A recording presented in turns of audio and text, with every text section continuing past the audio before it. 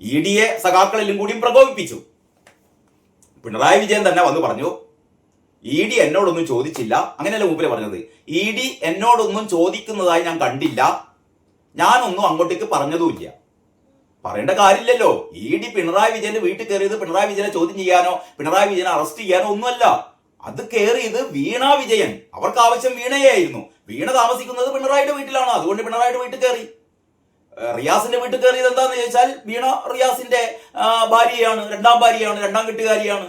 അപ്പം അവിടെയും അന്വേഷിക്കണമല്ലോ. കാരണം രേഖകളൊക്കെ ചിലപ്പോൾ അവിടെയും വെച്ചിട്ടുണ്ടാവുമല്ലോ. അപ്പൊ ഇത് കരിമണൽ കർത്തായിൽ നിന്ന് വീണ വാങ്ങിയ 2.78 കോടി രൂപ അതെന്തൊക്കെ ചെയ്തു, എവിടെയൊക്കെ നിക്ഷേപിച്ചു, അതിനോട് എന്തൊക്കെ സാധനങ്ങൾ വാങ്ങി, അതിൽ എത്രത്തോളം കള്ളപ്പണമുണ്ട് തുടങ്ങിയ കാര്യങ്ങൾ അന്വേഷിക്കാനാണ് ED റെയ്ഡ് നടത്തിയത്. ആ EDയെ സഖാക്കന്മാരല്ല, ഗുണ്ടകൾ ക്രിമിനലുകൾ ചേർന്നിട്ട് സഖാക്കന്മാരില്ല എന്നൊന്നും ഞാൻ പറയുന്നില്ല.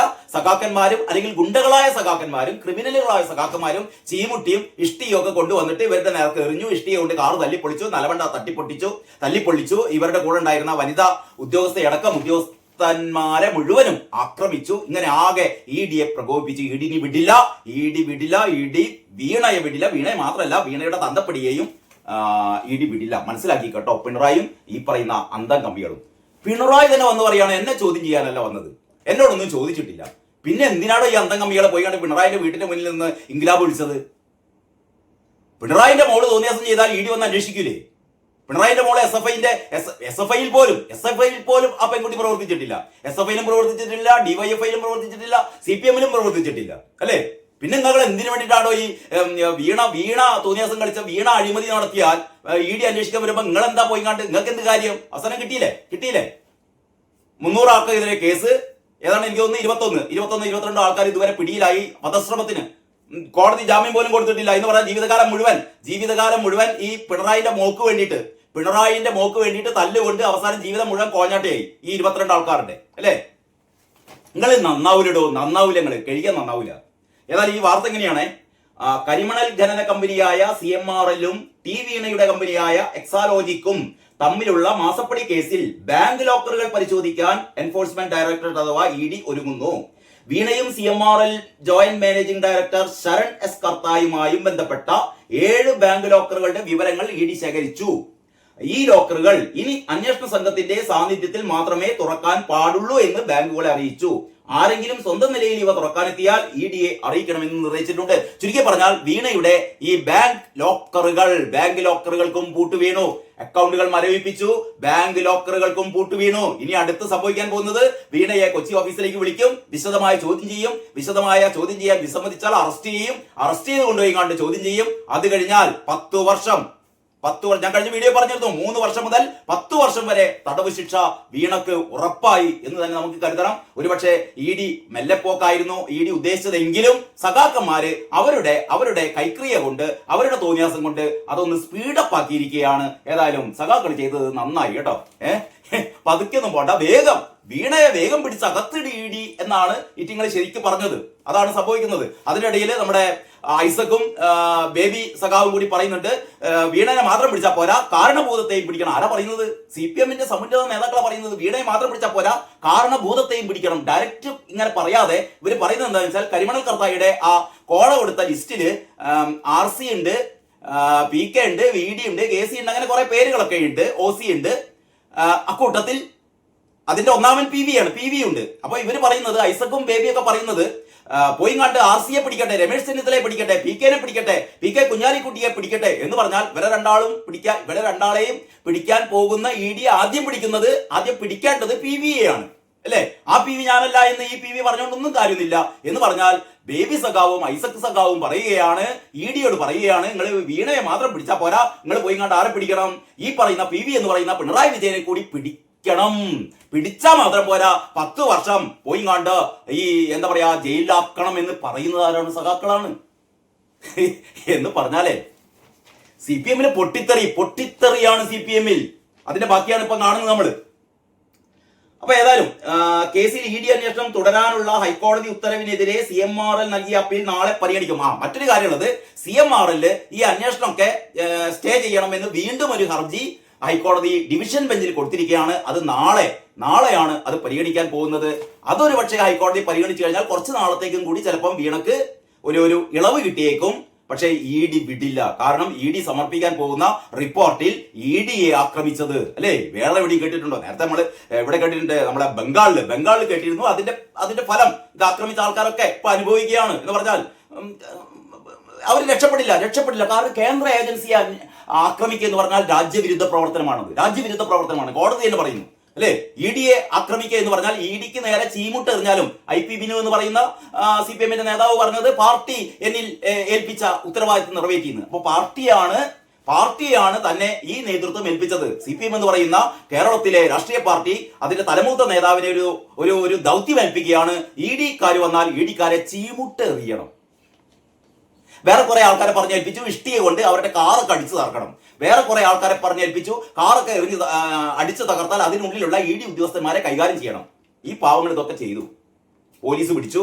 ആദ്യം പറഞ്ഞത് ഞങ്ങളെ ഏരിയ കമ്മിറ്റി ലോക്കൽ കമ്മിറ്റി ഓഫീസിൽ കയറാൻ പാടില്ല. പാളയത്തെ ലോക്കൽ കമ്മിറ്റി ഓഫീസിൽ ഇനി ഗുണ്ടകളും ക്രിമിനലുകളും ഓടിക്കേറിയത്. അല്ലെങ്കിലും പാർട്ടി ഓഫീസ് എന്ന് പറഞ്ഞാൽ ക്രിമിനലുകളുടെയും ഗുണ്ടകളുടെയും താവളമാണ്.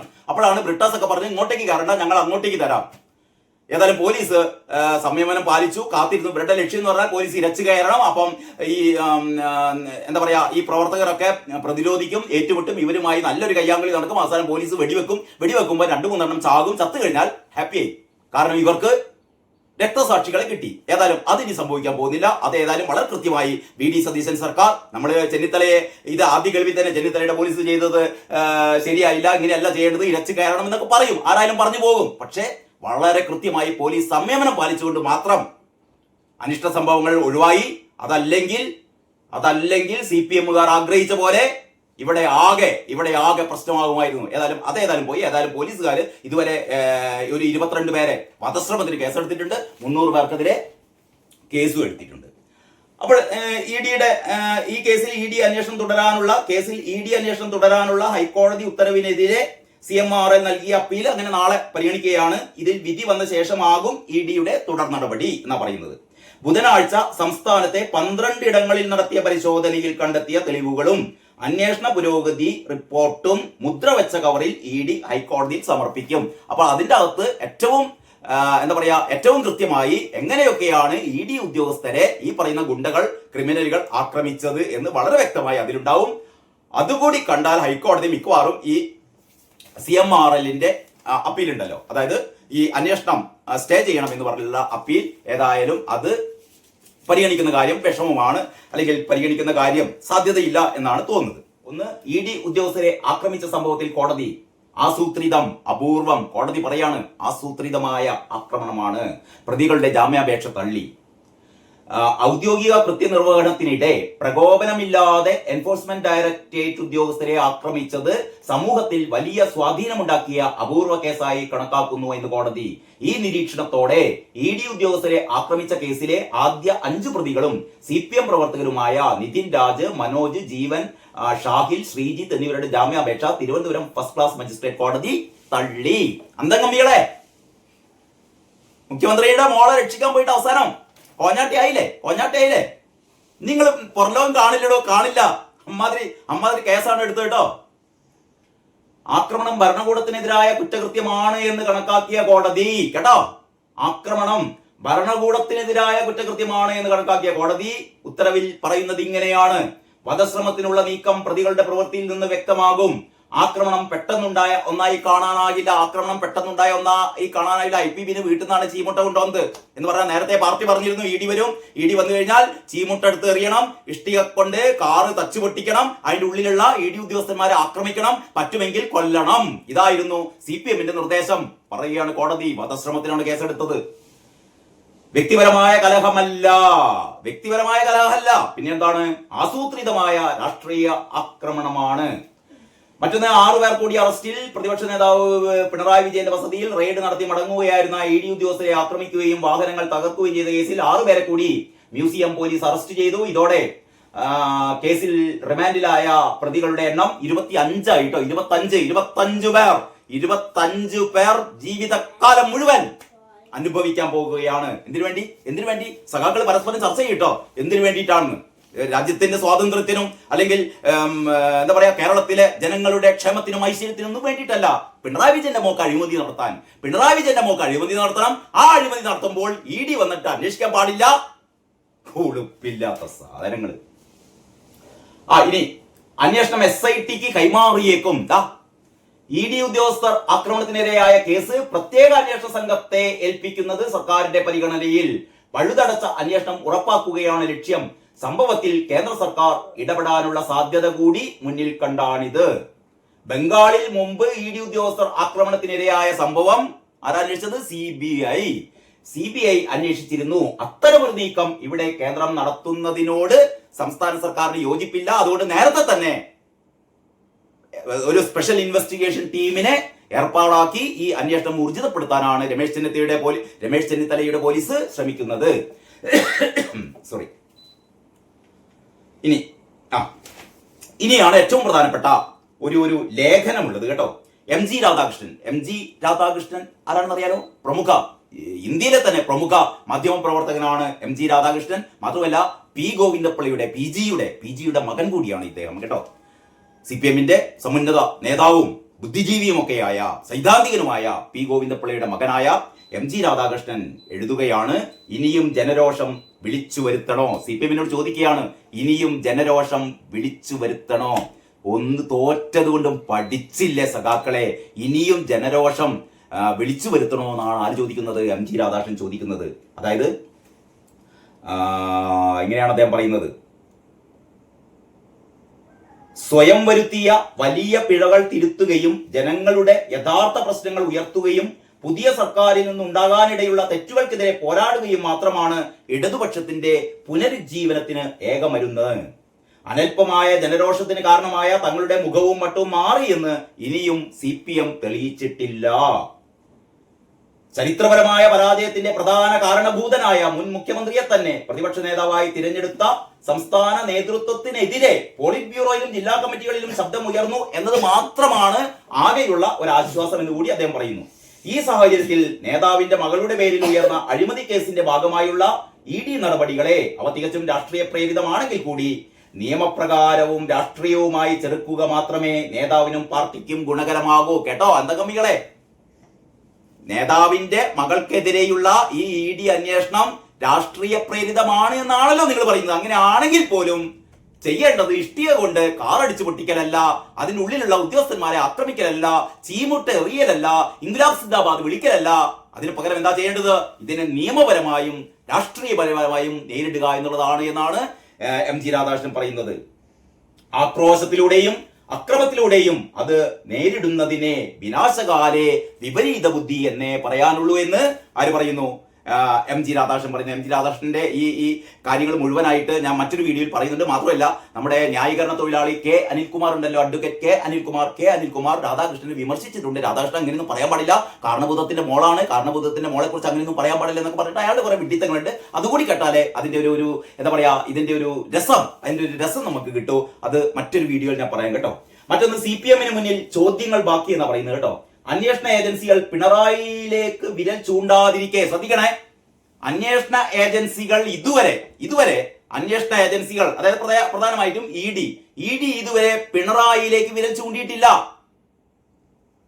അന്വേഷണ ഏജൻസികൾ പിണറായിയിലേക്ക് വിരൽ ചൂണ്ടാതിരിക്കെ വീണക്കെതിരെയുള്ള അന്വേഷണത്തെ ഭയക്കുന്നതെന്തിന്? അതാണ് ചോദ്യം.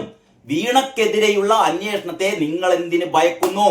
പിണറായി തന്നെ പറയുകയാണ്, ED ഉദ്യോഗസ്ഥർ എന്നോടൊന്നും ചോദിച്ചില്ല, എന്നോടൊന്നും ചോദിക്കുന്നതായി ഞാൻ കണ്ടില്ല, ഞാനൊന്നും പറഞ്ഞില്ല, ഞാൻ ഇങ്ങനെ നോക്കിയിരിക്കായിരുന്നു എന്ന് പിണറായി പറയുമ്പോ ഇവിടെ നേതാക്കന്മാര് സജി ചെറിയനെ പോലെയുള്ള ആൾക്കാര് പിണറായിയെ മൂത്രമൊഴിക്കാൻ സമ്മതിക്കുന്നില്ല, പിണറായിയെ കട്ടൻ ചായ കുടിക്കാൻ സമ്മതിക്കുന്നില്ല, പിണറായിയെ അപ്പിടാൻ സമ്മതിക്കുന്നില്ല. ED വേട്ട. ഇവിടെ അണികൾ മുഴുവനും പിണറായിയെ തുടരുത്, പിണറായിയെ തൊട്ട് കളിച്ചാൽ തീക്കളി, അക്കളി എന്ന് പറഞ്ഞാണ് ഇറ്റിങ്ങൾ ഇവിടെ തീ ആളി പടർത്തുക. അപ്പോഴാണ് കാരണഭൂതം പറയുന്നത്, എന്നോടൊന്നും ചോദിച്ചിട്ടില്ല, ഞാനൊന്നും പറഞ്ഞിട്ടില്ല, ഞാൻ ഇങ്ങനെ ഒരു ഭാഗത്ത് ഇങ്ങനെ ഇരിക്കുകയായിരുന്നു. എന്തിനാടോ അന്തംഗമികളെ പിന്നെ ഇമ്മാര് തോന്നിയാസൊക്കെ കളിച്ചത്? വീണനെ രക്ഷിക്കാനോ? വീണ നിങ്ങളെ പാർട്ടിക്കാരിയാണോ? വീണയും CPM തമ്മിൽ എന്താ ബന്ധം? ആ വീണ തോന്നിയാസം കളിച്ചത് അന്വേഷിക്കാൻ ED വരുന്നു. ED അന്വേഷിക്കട്ടെ, പോട്ടെ. ഇനിയിപ്പോ നിങ്ങൾ പറഞ്ഞ മാതിരി രാഷ്ട്രീയ പ്രേരിതാണെങ്കിൽ MG രാധാകൃഷ്ണൻ പറഞ്ഞ പോലെ അത് നേരിടേണ്ടത് എങ്ങനെയാണ്? ഈ ടിക്കറ്റ് കൊണ്ടാണ് നേരിടേണ്ടത്, അല്ലേ?